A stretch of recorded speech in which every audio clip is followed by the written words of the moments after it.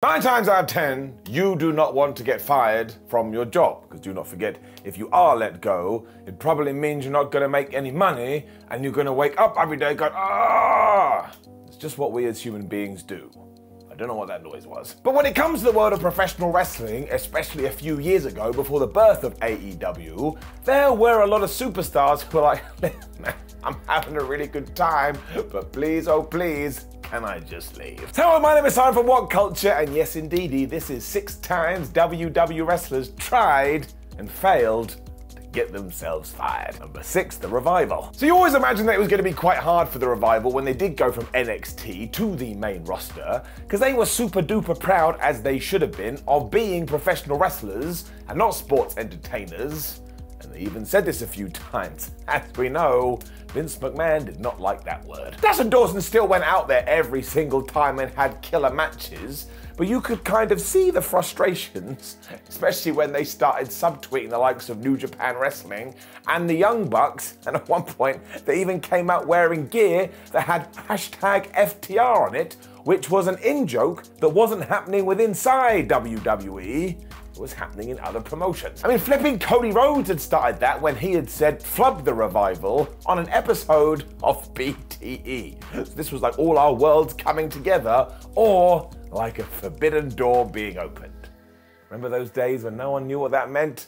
Ah, that was great. There were even rumors after this that they were so frustrated that they got a sit-down meeting with Vince McMahon and told him, look, we ain't very happy here because we just want to do really good wrestling stuff and you're making us be in feud with the Usos where we have to rub ass cream on us. And apparently WWE still offered them bumper deals, but they said, no, we're not interested. So when their contracts did run out, they went, of course, to All Elite Wrestling. But before this, were they trying to get fired? Well, they were certainly trying to do something else. Number 5, Ryback. When Ryback came to the main roster in 2012, it was quite clear we were putting the rocket boots on him and were going to try and send him to the moon, because he went on a crazy undefeated streak, which ended in a WWE Championship match. Now, he never won the belt, but I tell you this, when you're just starting to be a professional wrestler, if somebody tells you, oh, hey, one day you're going to be with the biggest company and they're going to make you a super duper star, well, you'd probably be quite excited. This is a very hard position to try and keep though, and after he did have that match with CM Punk, all of a sudden he started tumbling down the card to the point in 2016 he was put in a tag team with Curtis Axel, and yes, they called them Rybacksel or something stupid like that, and here I am in 2022 and I have never gotten over it. It clearly got to Ryback, as I suppose it would most of us, because he started walking to the ring with a weight belt around his waist that had the words "the pre-show stopper" on it, basically saying to WWE officials, why do you keep putting me on the kickoff show when I used to be in the main event? Once again, we do turn to the rumor mill, because apparently during one of these matches where he was wearing it, referee John Cone was told in his ear, tell Ryback to take that thing off, to which Ryback responded, no, you go tell them to go flub themselves, and he did not say flub. Clearly the former Skip Sheffield must have thought eventually this would get him back in the good graces, but instead he was booked for a random Battle Royal Honor show, and this time realized he needed to do something bigger, so he went home, and we actually never saw him again. Not just in WWE, any promotion.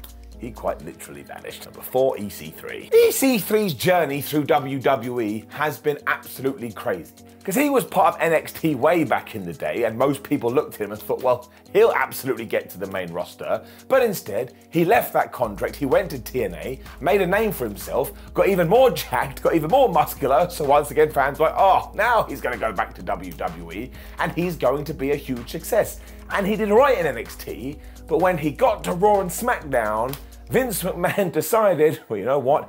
I don't want to do anything with you. And he never did. I mean, it didn't help that he lost his first match in front of a new audience to the most devastating move in all of sports entertainment, even if his opponent was Dean Ambrose. But the bit that will blow your mind is that Ethan Carter III, that's not his name, Ethan Carter III's main skill was the fact that he could cut a pretty good promo. So how much microphone time did we give him?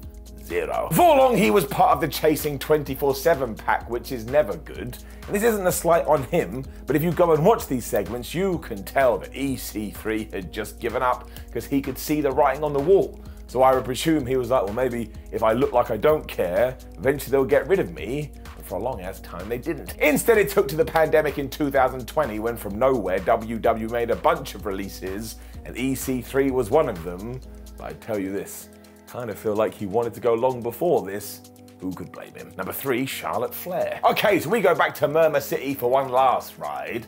But back in 2021, there were some very interesting reports of people saying Charlotte Flair may want out of WWE. Does anybody know what her contractual status is? Now, this was all hearsay, we must remember this. But then we got to that particular episode of SmackDown in October 2021, and a lot of people put their hands on their hips and said, is she trying to get fired? Because due to the roster draft, the 2 WWE Women's Championships were going to have to switch brand because the Raw Champion was going to have to go to SmackDown, the SmackDown Champion was going to have to Raw, and because sometimes WWE is like a playground, we did this by just changing belts. But when Charlotte was meant to pass hers to Becky Lynch, she just dropped it on the floor. And no, that wasn't planned. Now, I do see where the Queen was coming from because this was a stupid segment to write in the first place, but it did kind of seem like she was trying to get in trouble because do not forget what was happening over in AEW. Andrade was there, her then fiance. So yes, there was a conspiracy theory that this was Flair trying to get fired, but let's be honest, she is too big a star. I think WWE would rather send her home for 2 years than let her just walk out the door. But still, honestly, this was awkward TV. Let's never do it again. Number 2, Daniel Bryan. If you remember, after Daniel Bryan was forced into retirement, WWE would use him in a lot of non-wrestling roles, something that Mr. Bryan did not like, because all he wanted to do was wrestle. It got even worse after a few doctors actually went, oh, by the way, Dan, we think you're fine and you should get back in the ring, but WWE's like, no, we're too scared. Which is when Daniel Bryan decided, right, I need to get out of this company. What the hell can I do? If you want to see any of these attempts as well, all you have to do is load up Talking Smack when Bryan was a co-host, where he talks about fisting in relation to the old SmackDown fist and continually calls James Ellsworth a hog, even though a production official was like, would you please shut up? The most fascinating one, though, does come down to when he and The Miz were in the studio and Miz cut that fantastic promo. Now, Bryan has come out after the fact and said, yes, we planned it beforehand, and the original ending was that Daniel was going to punch him right in the face. Because as far as he saw it, either one, they'll go, oh man, this is a money feud, we better allow him to wrestle again, or 2, that's right, they'd fire his ass and he could go to New Japan. Thankfully, this all worked out in the end, but I do totally understand where he was coming from. If you love something and you're passionate about it, and it's right there, but you have to watch it from afar, you're probably gonna do whatever you have to get back involved. Number 1, Gail Kim. After having a really successful time in TNA, Gail Kim decided that maybe, just maybe, the time was right to return to WWE to try and show them the skill set she had. Much like her first run, I don't think WWE ever really understood what they had. You should always treat your performers with respect though, even if you aren't planning to push them, which did not happen on an August 2011 Raw. Because Gail was told, oh, by the way, you're going to be in a battle royal this evening, and you're going to be eliminated in the first minute by whoever. Yep. That was the plan. Somebody will just waddle up to you and chuck you over the top rope. Now, WWE cameras never broadcast this, but the stories are out there. But basically, Kim got to the ring. She punched Alicia Fox right in the face. Basically goes, sell. Alicia does do that before she rolled out of the ring, eliminated herself, and just walked to the back. So quite clearly, Kim had seen the writing on the wall and wanted to go back to Impact Wrestling, and thought the quickest and fastest way to get out of her contract was to throw herself out of a battle royal. I can't lie, I think it's quite clever. A few days later, Gail told her social media followers that she had quit the company, but actually what did happen was she was forced to sit out her contract, and we just talked about that. But you do have to respect her convictions here. All she wanted to do was have wrestling matches, and she was told no in a wrestling company. I mean, that just makes your face do this. Not many other times wrestlers tried to get fired, but somehow failed. Make sure you let us know in the comments below, and don't forget to like the video, share the video, and subscribe. Then head over to whatculture.com where you can read yourself some articles. Make sure you come follow us on social media. We have a lot of other videos. You should watch one. My name is Simon for What Culture. Thank you very much for joining me as always. And if I wanted to get fired, I would look into the camera and say, but it's okay, because I covered the mouth and turned the volume down, so I'm going to be fine. unless someday this leaks somehow. What are you gonna do?